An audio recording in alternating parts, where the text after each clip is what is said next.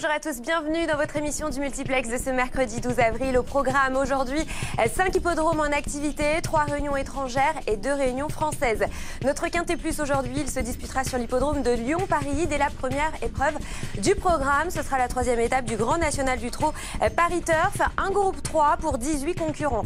Et nous allons suivre le numéro 9, c'est Aprion qui vient de remporter un Quintet Plus sur l'hippodrome de Marseille-Borelli. Il retrouve aujourd'hui un engagement en or au premier échelon. Alors, est-il plébiscité ce matin par l'équipe des pronos et d'Equidia.fr? Eh bien, regardez, on va le savoir tout de suite quels sont les chevaux qui seront joués et puis ceux qu'on va retrouver également tout à l'heure à l'arrivée du Quintet. Éventuellement, peut-être le 3, Best Buissonnet, ou le 9, Aprion, Akayama, que l'on retrouve en 2e position chez l'équipe des pronos. On préférera le numéro 6, Arthur Boy, chez l'équipe d'Equidia.fr. Et puis, en 3e ligne, on est plutôt d'accord pour l'As, Best du Oti. Voilà donc pour l'équipe des pronos et d'Equidia.fr. La suite de notre programme sur l'hippodrome de Straubing. Et pour m'accompagner, Fred Zermatimo sur le programme. Il reste 3 courses. Il reste 3 courses. Et il est vrai qu'en Allemagne, que celle qu'on a déjà. Merci beaucoup Fred. La suite du programme, la réunion 3, elle, se tiendra sur l'hippodrome de Fontainebleau. La réunion 4 aura lieu en Avanches en Suisse. En Suisse. Et puis la réunion 5, elle aura lieu sur l'hippodrome de Son Pardo en Espagne. Ce sera en 2e partie de journée. Et avant de démarrer ce multiplex, on va faire un point sur notre duel du jour. Il aura lieu aujourd'hui sur l'hippodrome de Lyon-Paris. Dès la première épreuve du programme, 2 chevaux que nous allons retrouver dans le Quintet Plus. Et nous avons décidé d'opposer le 103 Best Buissonnet contre le 109 Aprion, dont on vient de parler il y a quelques instants. Un petit coup d'œil sur leur palmarès. À chacun, 56 victoires, 56 courses, 7 victoires pour Best Buissonnet. Et puis 44 courses, 16 victoires pour Aprion. Lequel des deux aura le meilleur classement, ou lequel des deux tout simplement remportera le Quintet Plus du jour? Eh bien, vous le savez, vous pouvez nous faire part de votre avis grâce au compte Twitter d'Equidia et grâce au hashtag Un jour aux courses. Allez, c'est parti. Début de ce multiplex, on prend la direction de l'hippodrome de Straubing et on fait le point sur les partants avec vous, Fred. Favoris qui sont, enfin 2 co-favoris, maintenant il y a un favori seul, c'est le numéro 8, Nothing Else, mais également beaucoup d'argent sur le numéro 5, Konigin Louise.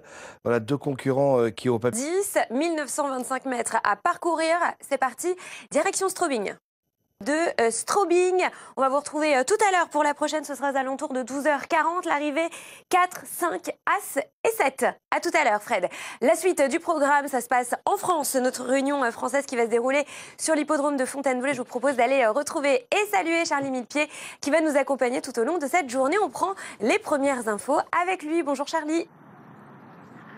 Bonjour Amélie, bonjour à toutes et à tous. Premières infos à mes côtés en plateau, Bernard Blot. Donc, avec vous, avec cette première épreuve, le prix de Vulaines-sur-Seine, 1200 mètres à parcourir, 7 concurrents. C'est un Méden pour des chevaux qui sont âgés de 3 ans. Exactement, avec Walid, le numéro 2, et Stéphane Pasquier qui sont à 8 contre 1, moins en vue que Pirandello, le numéro 4, Pirandello, le 7, Sauber, qui est un Hongre qui débute, premier pas public, il était une cote de gros outsider.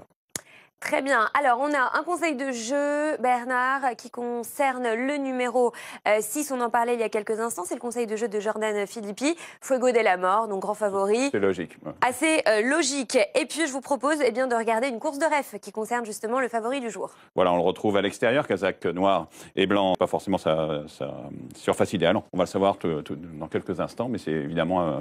Merci beaucoup, Bernard. Ils sont 7 au départ, vous l'avez compris. Je vous propose de prendre la direction tout de suite de Fontainebleau pour la première.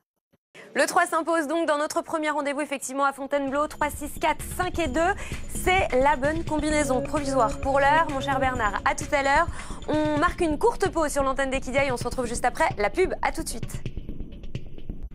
Nous sommes de retour en direct sur le plateau du multiplex et on va reprendre la direction de l'hippodrome de Straubing avec Fred. On fait le point sur les partants. Ils sont 9, âgés de 3 à 14 ans, avec un départ autostart. Exactement, et là encore, on a un concurrent écrasé d'argent. C'est le numéro 8.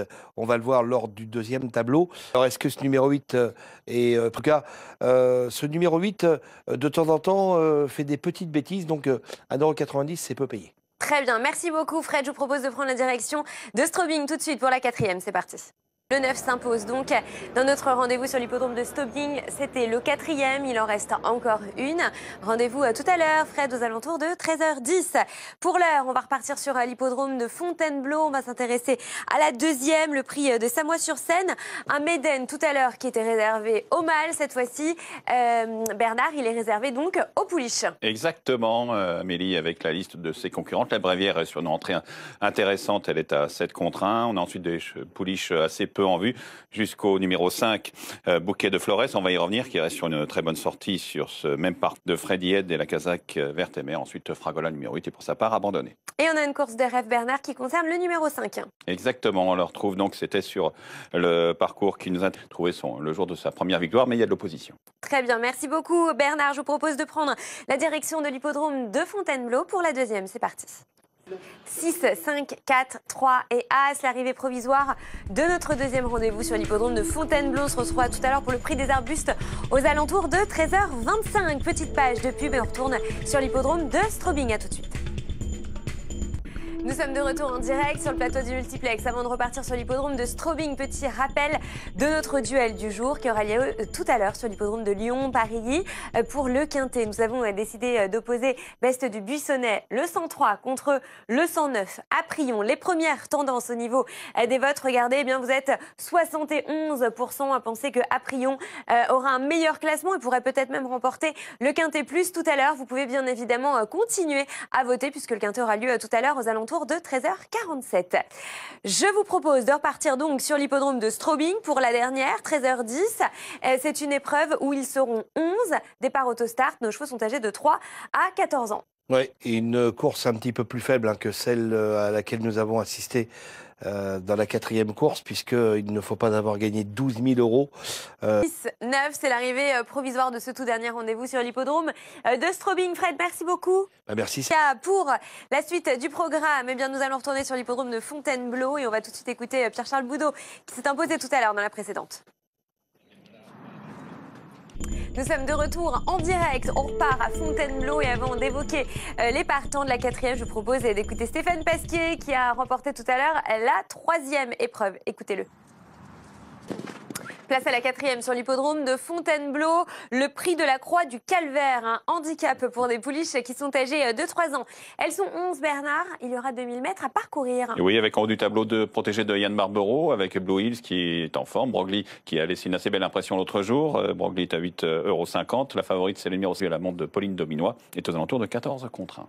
Bernard, on va regarder le conseil de jeu. Il concerne celui de Sophie Clément pour cette épreuve qui nous conseille Pure Poésie, c'est le numéro 5. Vous êtes plutôt d'accord? Oui, c'est vrai que c'est une très belle chance. De référence qu'on va regarder, c'est celle du numéro 6 qui est jouée également. C'est Zoé Lola. Exactement, c'était en bon terrain, donc on peut le presser cette 4e course, Amélie. Merci beaucoup Bernard. Le 2 s'impose donc dans notre 4e rendez-vous. Photographie, ça va se jouer entre le 11 et le 6, suivi de l'As et du 4. On vous tient bien évidemment informé. On aura très certainement le résultat après photo, juste après cette courte page de pub. On se retrouve juste après ça, à tout de suite. Et nous sommes de retour en direct sur le plateau du multiplex et je vous propose de repartir sur l'hippodrome de Lyon-Parilly. Avant de nous intéresser à la 2e, eh bien on va écouter celui qui a remporté le quintet plus tout à l'heure, c'est Jérémy Van Eekhout. Allez, place au Grand National des amateurs. À présent, ils sont 10 au départ. Des chevaudages que nous allons retrouver. Je vous propose de jeter un œil justement sur nos concurrents. Alors, il y a le numéro 4 qui est joué. C'est Alimette de Chenu que l'on va retrouver au premier échelon. On a le numéro 5 juste en dessous, Botarus qui descend de catégorie. Et puis le numéro 9 que l'on retrouve dans la 2e partie de tableau qui vient d'échouer de peu pour la victoire. C'était en province. C'est donc Atome de Lormeau. Regardez, on va justement retrouver ce numéro 9 dans le conseil de jeu de notre journaliste Pierre-Emmanuel Goetz, puisque c'est celui qu'il préconise en tout cas pour cette épreuve. Voilà, vous savez tout ou presque. Direction l'hippodrome de Lyon. Mais juste avant, regardez, la photographie a été développée sur l'hippodrome de Fontainebleau. 2, 11, 6, As et 4. Allez, c'est parti, direction Lyon-Paris. provisoire de la deuxième sur l'hippodrome de Lyon-Paris. On vous retrouve bien évidemment tout à l'heure pour la suivante. Et nous, on va repartir sur l'hippodrome de Fontainebleau et on va s'intéresser au prix du centre d'écotourisme de Franchard, mon cher Bernard. Charmant endroit. Non, je ne le connais pas. C'est un handicap pour des chevaux qui sont âgés de 4 ans. Au départ, Bernard, ils sont 18. On va tout savoir grâce à vous. Oui, certainement. Handicap de longue haleine, 2600 mètres à parcourir. Marc Corba reste sur une bonne sortie sur plus court, mais avait montré de la tenue auparavant. Christophe Soumillon-Ancel, favori à 5,20 €. Rentrée, Bella Noche avec Fabrice Véron aux alentours de 6 contre 1. On a 11 contre 1 pour le numéro 9.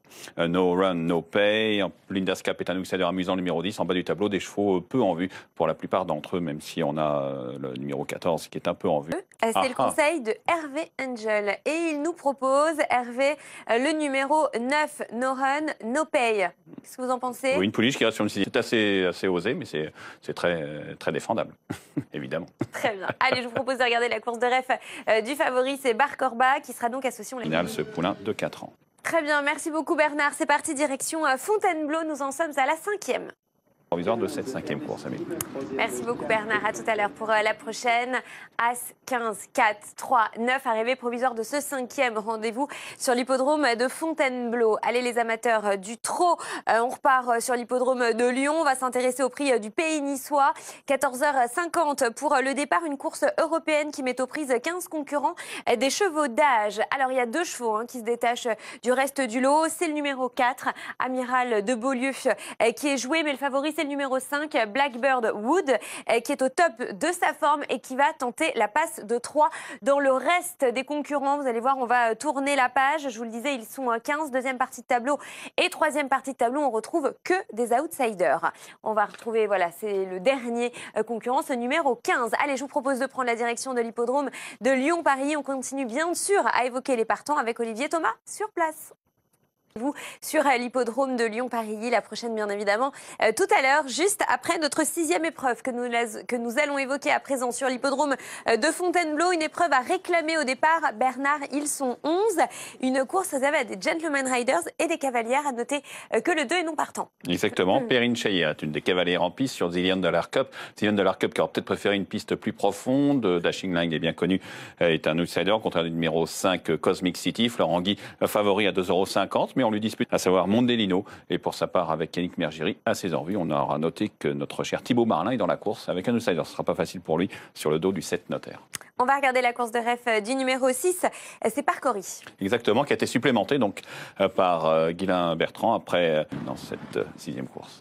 Il n'y a plus photo, mon cher Bernard, c'est le 6, devant l'As, suivi du 5, du 3 et du 4. Arrivée provisoire de notre 6e rendez-vous sur l'hippodrome de Fontainebleau, la 7e tout à l'heure aux alentours de 15h40. Le temps pour nous de repartir sur l'hippodrome de Lyon-Paris. Et avant de nous intéresser au prix du Morbihan, je vous propose d'écouter Gabriele Gelormini, s'est imposé tout à l'heure. Et la 3e épreuve du Grand National des Jockeys, c'est le prix du Morbihan, une épreuve au trot monté, 15 concurrents. Je vous propose de les découvrir grâce à notre tableau. On a le numéro 2, Bacchus Chambray, qui reste sur une 2e place. Le numéro 11 est également joué dans la 2e partie de tableau. C'est Accroche-Cœur qui sera confié à Mathieu Abrivard. Et puis le numéro 12, un peu plus bas, Union de Bélande, qui tentera de doubler la mise. La 4e sur l'hippodrome de Lyon. C'est maintenant, je vous propose de rejoindre l'hippodrome tout de suite. 4e rendez-vous sur l'hippodrome de Lyon-Paris, à tout à l'heure pour la 5e. On va retourner sur l'hippodrome de Fontainebleau. On va s'intéresser d'ici quelques instants à la 7e.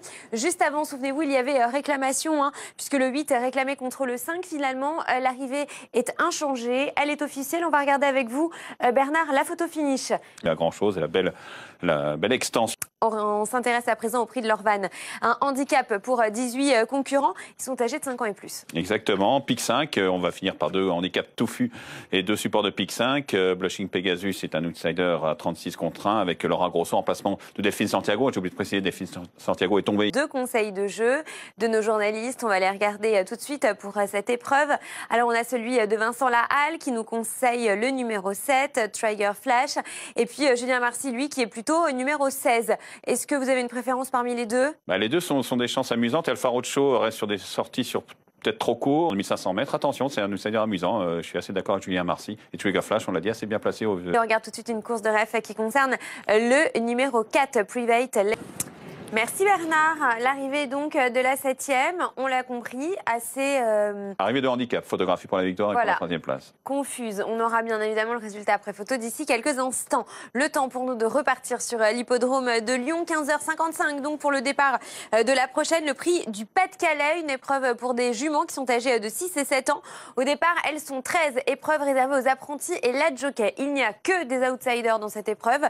Pour trouver la favorite, il va falloir tourner la page et regardez le numéro 13, c'est Business Class, tout en bas de tableau, c'est la jument de la course et elle reste sur une bonne 2e place sur l'hippodrome de Vincennes en amateur. Allez, direction tout de suite l'hippodrome de Lyon, c'est parti. Le 2 s'impose dans notre 5e rendez-vous. 2, 12, As et 5. C'est l'arrivée provisoire. On se retrouve tout à l'heure, bien sûr, pour la 6e sur l'hippodrome de Lyon. Pour l'heure, direction l'hippodrome de Fontainebleau pour la 8e et la dernière. Déjà. Bernard, déjà. On va regarder la photo finish. C'est pour lui. Allez, on s'intéresse au prix de la faisanderie. Un handicap pour 18 concurrents qui sont âgés de 5 ans et plus. Et nouveau Pic 5, qui est encore un handicap bien touffu, évidemment. Le By Myself, cheval très bien né, est à une cote 18 contre 1. Le numéro 4, Country Neves, avec Stéphane Pasquier, qui va tenter un coup de 2, est à 8 contre 1. On n'a pas été surpris d'être surpris. Le 15 s'impose donc dans notre 8e et dernier rendez-vous sur l'hippodrome de Fontainebleau. Photographie 16, 7 et 14. Bernard, merci beaucoup. Et nous aurons bien évidemment le résultat après photo d'ici quelques instants. Le temps pour nous de repartir sur l'hippodrome de Lyon. Il y avait enquête tout à l'heure à l'arrivée de la 5e. Sachez que le 12 a été disqualifié de la 2e place. L'arrivée est officielle. 2 à 5, 4 et 10. On revient sur ce résultat d'enquête. Il est commenté par Olivier. La Beauce, c'est la 6e épreuve de notre programme. Une épreuve pour des 3 ans. Au départ, ils sont 10. Et regardez, les voici. Alors, les plus joués, on a le 2, on a Échec et Mat qui reste sur une victoire. On a le numéro 7 en bas de tableau, Évidence de Chenu qui reste sur une 2e place. La seule interrogation, ce sera la corde à gauche. Et puis, le numéro 10, c'est Elusive Love qui revoit ses prétentions à la baisse et qui a été confié à Christophe Martens. Voilà donc pour les partants de la 6e. Et je vous propose de prendre tout de suite la direction de Lyon-Paris. Voilà donc pour la 6e, on se retrouve bien sûr tout à l'heure pour la 7e. Et c'est plutôt d'ailleurs Jefferson que vous allez retrouver d'ici quelques instants puisque c'est lui qui prend la main pour cette 2e partie d'émission et j'aurai le plaisir de vous retrouver dès demain aux alentours de 11h40 pour le début du multiplex.